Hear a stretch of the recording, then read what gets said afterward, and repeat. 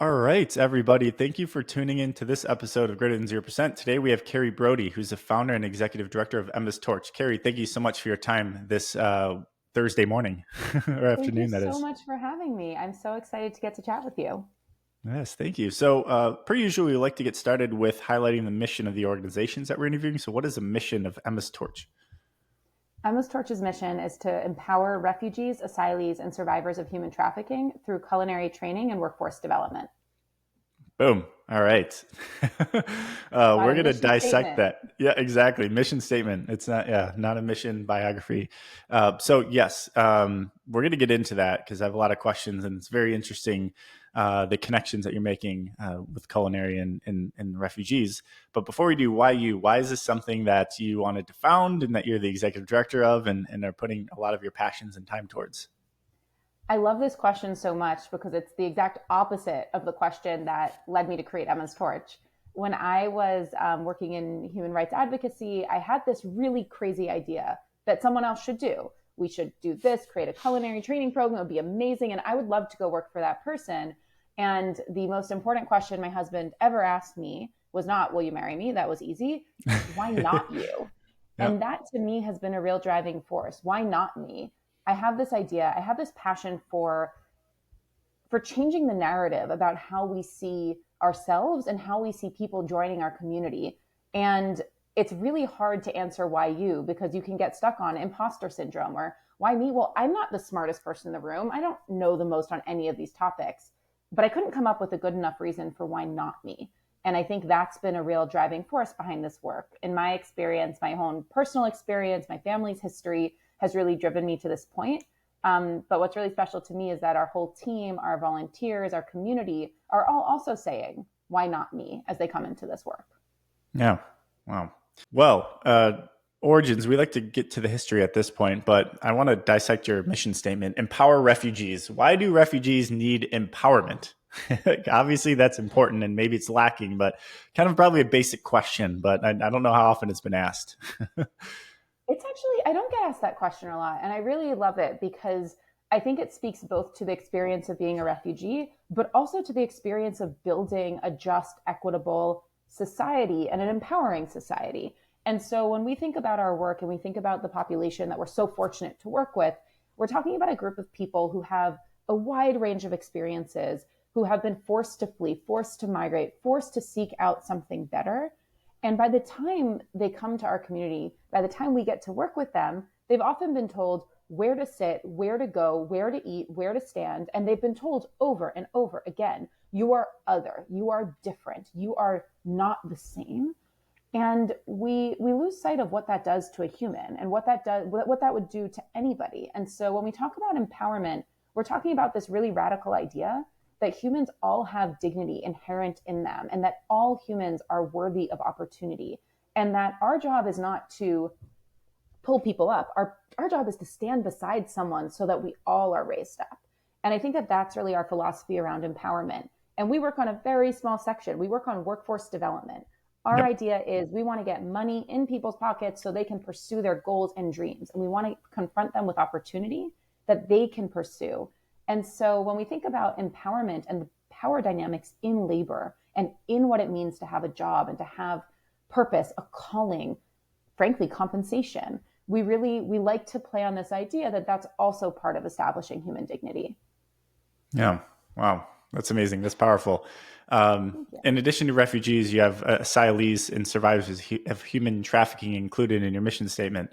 What was that the origin mission statement, or were those added on later? And as you realize that there's a subset of refugees or asylees that have experienced human trafficking, or when was that mission statement catalyzed?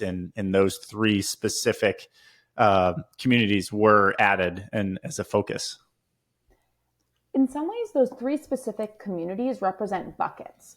Broadly speaking, we work with people who have 11 different visa statuses, everything from people who supported the US military troops in Iraq and Afghanistan, to individuals who are trafficked to the United States, to individuals fleeing persecution because of who they love and who they are.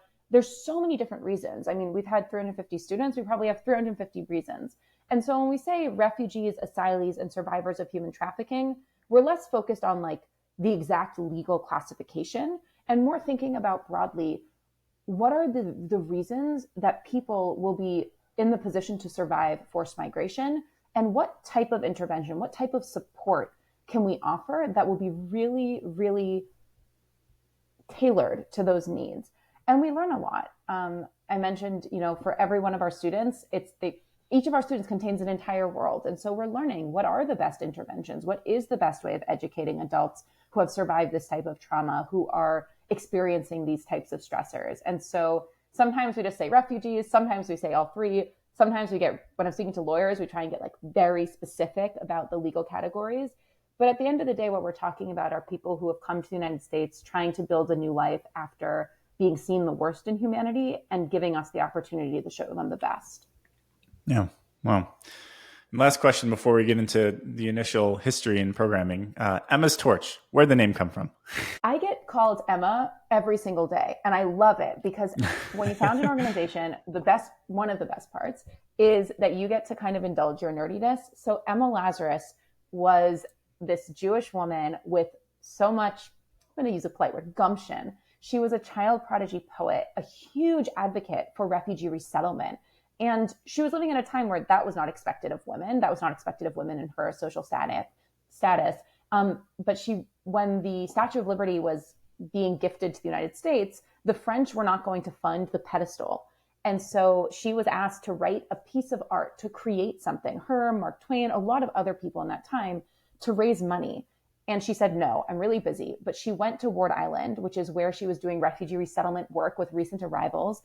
And she was so inspired, she wrote this poem. And the best part about the poem, which so many people know, give me your tired, your poor, your huddled masses yearning to breathe free, is that if you read the whole poem, the poem that is now literally the base of the Statue of Liberty, it's not actually about those huddled masses. It's about what is it that makes the United States strong, unique, and what the poem's called, the new Colossus, the new symbol of power in the world is the ability to welcome in the refugee. And so I'm not naive. We have never lived up to that motto or lived up to that ideal, but the idea that one of the most important symbols of our country is bolstered by the drive to welcome refugees, we just really wanted to pay tribute to that idea, and that idea that what we're doing isn't that new. It's a continuation of a legacy and of one that we're really proud to uphold. Yeah, that story's not told enough. I am not familiar with it. So that's, and I don't think a lot of people that are listening are. So it's amazing. One that's of such a very unsung stories, but it's so cool. Yeah, I love it. Emma. It is.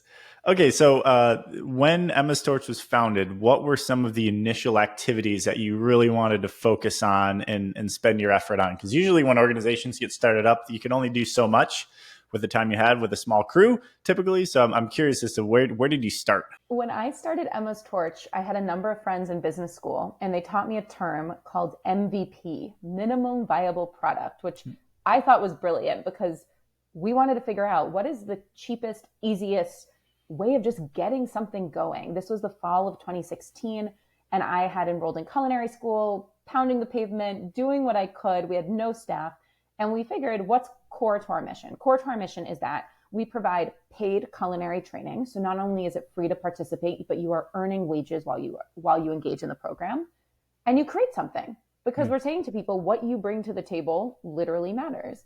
And so the very first thing that we did is I roped in volunteers from culinary school, my best friend and her fiance. I mean, anybody that we could find to make it happen. But we had 3 students. We did 3 weeks of culinary training. And then we had a catering event where we sold tickets. And if I tell you, every single dollar from that event was what we scrapped together. And we were able to start applying for a couple more grants. And then we took on a very short-term lease in a part of New York called Red Hook, which is this amazing community in Brooklyn. And we happened upon this opportunity and said, why not? So we got the keys on Monday. We opened our doors. Students started that Friday.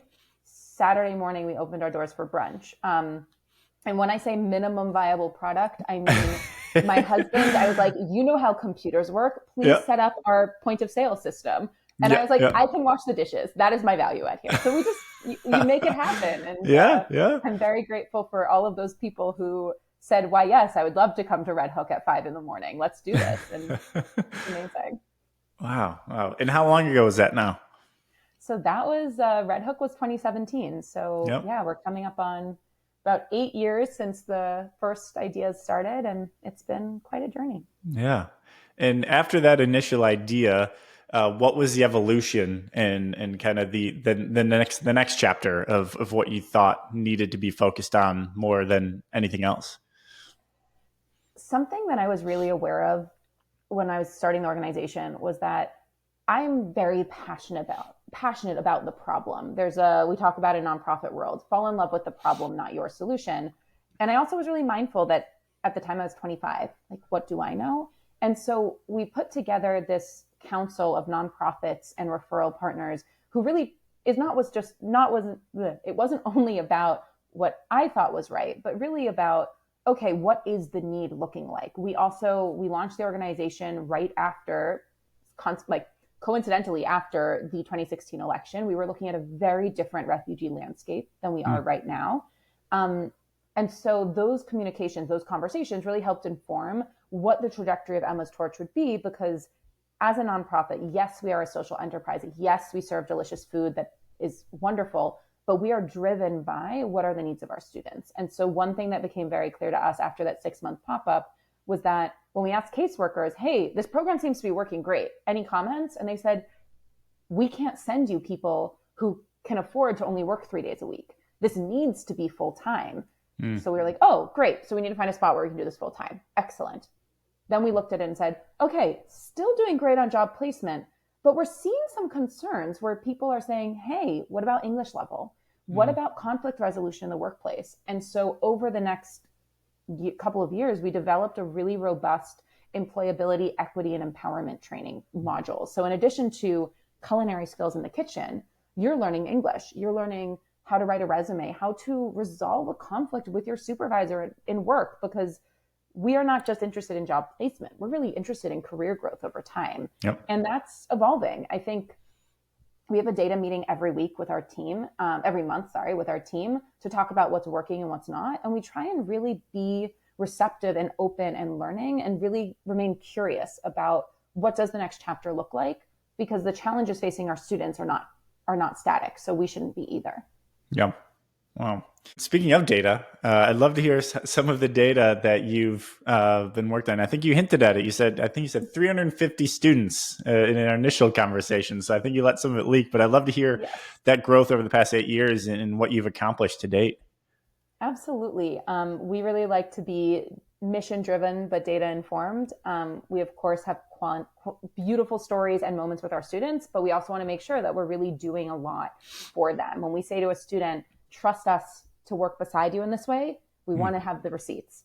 And so what we look at is students over time. We've worked with 350 students or something in that vicinity since we opened our doors. And we have our locations in New York and now in DC. We look at wage growth over time and in terms of first year wages. Solution for how do we really quantify it? We're telling our students above 1 is quite significant for a nonprofit. And then we go further. We say, okay, looking at 2023, students before enrolling in the program, what were their wages, and then after. So we saw on average our students were able to earn 6x more within 1 year, like in that first year upon graduation. And then we look. Is that job? That's like how much they're making in the next job that they get, basically. In the next job, yeah. So we look at job placement, and then we also look at job retention. So industry average a few years ago was like 16% was retention, which is terrible. Our students are something like 85% job retention. And then similarly, we look at what's the overall impact. So in September, we hit 7 years of operation, and we have created more than $7 million of increased wages. So It's not just about our students, it's about the community. That goes back into the economy, that goes back into families. And that's where sometimes these challenges, when we were starting, there were 65 million displaced people. As of October, there were 100 million displaced people around the world. The challenge isn't getting smaller. But then we can counter it and say, like, we're changing the story for individuals, and those individuals are rippling outwards and changing the whole community. Yeah. Wow. And do you work typically only with people in New York and DC, or is there like ability for people to do your programming virtually? There's not currently a way for us, for people to do our program virtually. We've started consulting and building out curricular materials for other partners, and Yep. that's something that we're exploring longer term because we do have such a long wait list. And Yeah. every day I get emails. Today was about another city, and we want to grow, and we are growing as fast as we can, but we also want to make sure that we are Yeah. providing the same level of support. So Yeah. the other great news is we get to meet people across the country who are doing different things that we can all collaborate on. Yeah. Yeah. There's got to be huge demand for the folks that you're working with, especially in the restaurant industry, and also for the retention numbers that you're putting out alone. Like that's a huge asset. That's what we think. When we work Yeah. with an employment partner, we love our employment partners are Yeah. amazing. Yeah. And they when we talk to them, we're like, please do not hire our students because you're like, oh, it's the right thing. It's a good thing to do. Like, this is a smart business move. It The is. number of chefs who are like, wow, I learned a new flavor profile, or it changed the dynamic in my kitchen, or I thought about things differently. And then also just like, what an incredible person to get to work with every day. Yeah. So Yeah. we're grateful for that. Wow. Wow. Stories. So I'd love to hear some examples of people that have gone through your program and their experience and what they're doing now, and what they've maybe provided feedback wise about your programming. I'd love to hear some good ones. Absolutely. I love in our work, of course, we deal with things that are, the sad realities of the world, but then we also get to see those positives every day. And Yep. so one student I think about a lot is one of our very first students was, his sister applied for him to join the program. They had just arrived from Syria. And as a birthday present, she knew that he always wanted to open his own restaurant. And so Mm. she applied for him to join our program. She's amazing. And the student, was also amazing. He was one of our very first graduates. So he enrolled, he graduated from the program. He always said, I'm going to open a restaurant one day. And we said, that's amazing. Of course you should do that. Let's help you find jobs that get you closer to that get you Yep. mentors, that get you a network. And so then a year ago, I got an email from a reporter asking for a comment because they're writing a new review of this hot new restaurant in Brooklyn, and they would love to Wow. hear how it's going. I texted Mazen so fast. I said, why do I hear this from? It was like, oh, it's a surprise. So we're so proud of Wow. Mazen opened a restaurant with his brother-in-law. It's called Psycho in Brooklyn. And we actually so he was cohort 1, and we brought cohort 45 to go visit, Wow. to go see what's possible. And these things don't happen overnight. And Yeah. they Yeah. rely on so much work and effort. And it's not a straight line, and nothing is always beautiful and perfect. But it just gives me a lot of hope. And I think it also shows our students who are now in the program what's possible in a relatively short period of time. Yeah. Wow. Wow. Well, future. What does the future hold for Emma's Torch? It sounds like you're getting so many inquiries, and there's a wait list. I think you said a wait list for expanding nationally, or what's a wait list for? So we have waitlists for people enrolling in the program. That's Yes. definitely real.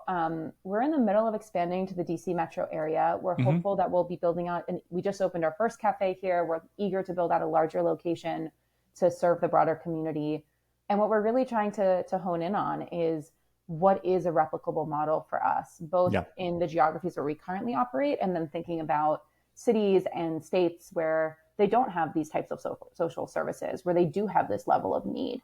And so we are taking it taking it as quickly as we can while making judicious decisions. And so Right. right now, for this year, we are really focused on expanding the number of students in New York and growing our presence in DC. Yeah. And then next year we'll see how things materialize. Was DC chosen because it's maybe one of the locations where more refugees typically go to, or are you kind of following where the refugees, the asylees are usually being deployed? I don't know what the proper verb is for when, a Yeah. location is chosen for them. Yeah, so refugee resettlement shifts so quickly. When we were trying to decide which city to test this replication model in, we Yep. narrowed it down to a list of 5 cities, and we knew we wanted to stay on the eastern seaboard. We wanted to be close enough that it wasn't a flight away. And Mm. so then we narrowed it down a little bit further. And then I will say, as much as DC has a lot of reasons to select it, including a huge amount of refugee resettlement that's happened in the last 2 or 3 years, I'm also originally from this area. So personally, I was very excited to be able to bring this work that I care so much about home. Yep. And Emma's Torch. Yes. Yeah. Awesome. Awesome. Awesome. Wow. Wow. Well, engagement. People that are inspired and are listening to you and they're like, I want to get involved with you. how could I help? What would you say to them? First of all, thank you. And that makes a difference. Saying I want to help is non trivial. You should, if you live in New York or DC, please come to our restaurant. We love when you come, and it gives our students so much good experience. Similarly, if you don't live in those areas or you want to get even more involved, you can follow us on social media at Emma's Torch Food or email us info@emmastorch.org. It's a real person on the other side of that email, and we are always excited for ways to collaborate. Some of the best ideas and best things that have happened for our students have come from people reaching out from all over, not only all over the country, but all over the world to say, what can we do to stand with your students? Yeah, wow. And what type of engagement do you look for? So people coming to your locations, community partners at all, connections with other organizations that work with refugees? What are some of the kind of common outreaches that you're seeing? What we're seeing a lot of is all of those things and then some. So we love come to our restaurant. We also cater. We do weddings, galas, bar mitzvahs, christenings, like you name it, we got food for you. And then we also love to connect with employment partners, other nonprofit partners, even things like we've had such good experiences where someone will say, "Oh, I know somebody who works at this company that produces pasta. Do you guys want pasta?" And of course we want pasta. So I feel like sometimes the best engagement is when people look at their own community and say, Yeah. "Here are the people I know, and they should know you too." And then just engaging with us online. We love to see a like on our post, especially about our students. It makes them so happy, and we'd love to see you there. Yeah. Has there been any like forays into figuring out how to partner with restaurants? Because I'm sure restaurants are desperate for like one of our workers and good workers that could be retained. So like, has any restaurant been like, I want to invest in a location in Chicago. Like, how much do you need? Tell me. Oh, we would love, if any of our restaurant partners are listening, we would love that level of engagement. Yep. We don't have quite that level of partnership. That being said, we have tremendous restaurant partners. Yeah. Quality Branded, Union Square Hospitality Group, they are incredibly philanthropic towards us and also do a really phenomenal job of hiring our students. They do mock interviews for all of them. They provide us Yep. feedback. And so while we would love, if somebody's in Chicago and wants to bring us there, we'd love to see you. But in the meantime, we do see our employment partners as such strong partners, especially now when we're seeing such a huge influx of new arrivals. Our employment partners are really standing up and saying, let's help people get jobs. Let's help them stay in those jobs, and let's make sure they have somewhere to sleep tonight, which is just more than I could have ever hoped for. And I'm just always inspired by how people do that. Yeah. Wow. Wow. Wow. Wow. Well, this is so exciting, the work that you're doing, Kerry. It's really inspirational. Thank Is there you. anything that we maybe missed or anything that you want to leave us with before you wrap up? I feel like we've covered a ton here in the past like 25 minutes. I feel like you asked all the questions, and I'm just really grateful for the opportunity to share a little bit. Yeah. Wow. Well, people that are listening, if you're inspired like I am, go to their website. We'll share all the details, all the social media information and the show notes here, wherever this is being posted. But Kerry, thank you again for the work that you're doing. Thank you for the opportunity to share your story. We're honored to do it, and we're really excited for hearing how you guys continue to expand and continue impacting the lives of these people that you're working with. So thank you so much for your time, and Thank we wish you best you. of luck, of course. Thank you. I really appreciate it.